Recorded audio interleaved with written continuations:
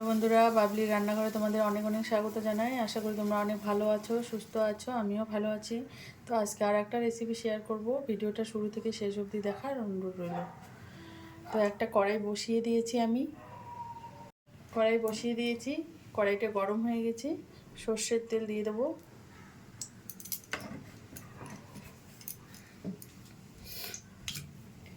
এখানে রসুন আছে আর শুকনো লঙ্কা আছে, সেটা দিয়ে দিচ্ছি।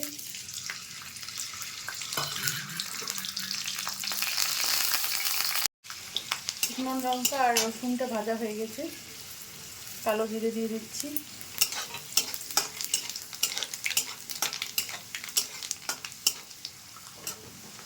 এখানে আমি বাঁধাকপি দিয়ে দেবো।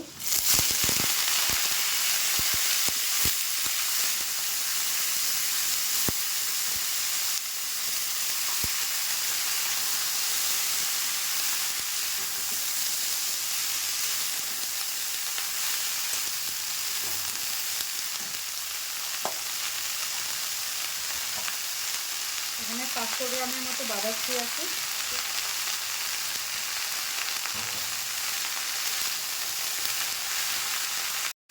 বাঁধাকপিটাতে পরিমাণ মতো লবণ দিয়ে দেবো।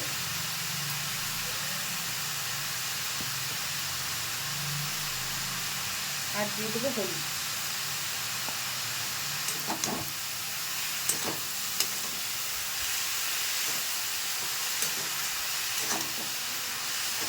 আপনারা বাঁধাকপির অনেক রেসিপি করে খেয়ে থাকেন, তো এই রেসিপিটা একবার করে দেখবেন।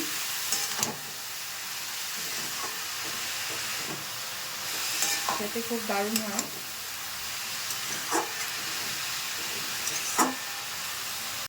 বাঁধাকপি থেকে যে জলটা বেরিয়েছে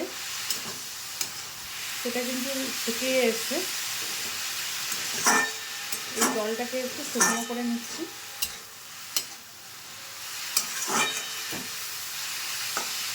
তারপরে আপনাদের দেখাচ্ছি।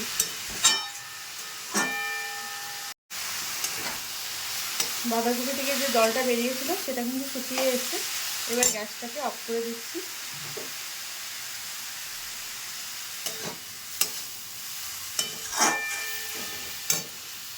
বন্ধুরা, একটা মিক্সির জার নিয়েছি।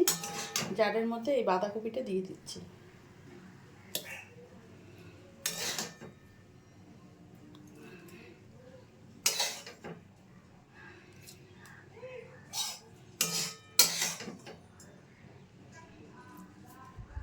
পুরো বাঁধাকপিটা দিয়ে দিয়েছি।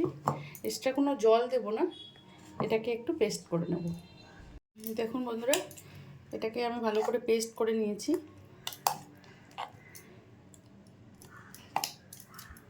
কড়াইটা গরম করে নিয়েছি আর পেস্টটা ঢেলে দেবো।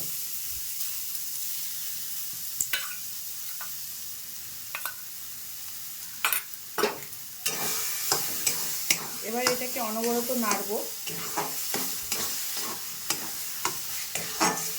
এটাকে একটু শুকিয়ে নেব।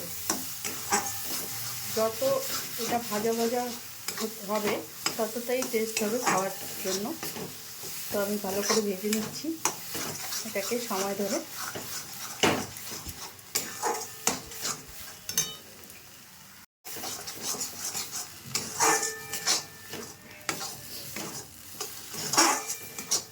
বন্ধুরা, আমার ভিডিওগুলো যদি ফেসবুক পেজ থেকে দেখছো তো আমার পেজটাকে ফলো করে দেওয়ার অনুরোধ করব।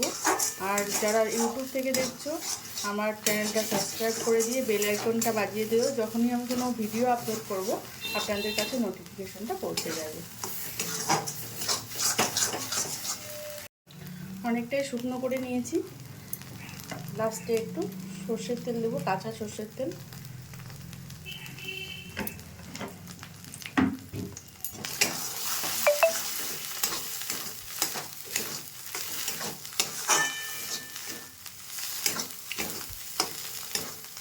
রেসিপিটা একদম রেডি।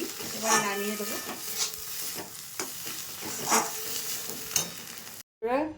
বাঁধাকপির ভর্তা বা বাঁধাকপি বাটা রেসিপিটা আমার রেডি হয়ে গেছে। তো আপনারা একবার ট্রাই করবেন। যদি ভালো লাগে রেসিপিগুলো লাইক শেয়ার কমেন্ট করবেন এবং সাবস্ক্রাইব করবেন আমার চ্যানেলটাকে। যারা ফেসবুক পেজ থেকে দেখছেন আমার পেজটা ফলো করে দেবেন। ভালো থাকবেন, সুস্থ থাকবেন। ফিরে আসছি নতুন কোনো ভিডিও নিয়ে, নতুন কোনো দিনে।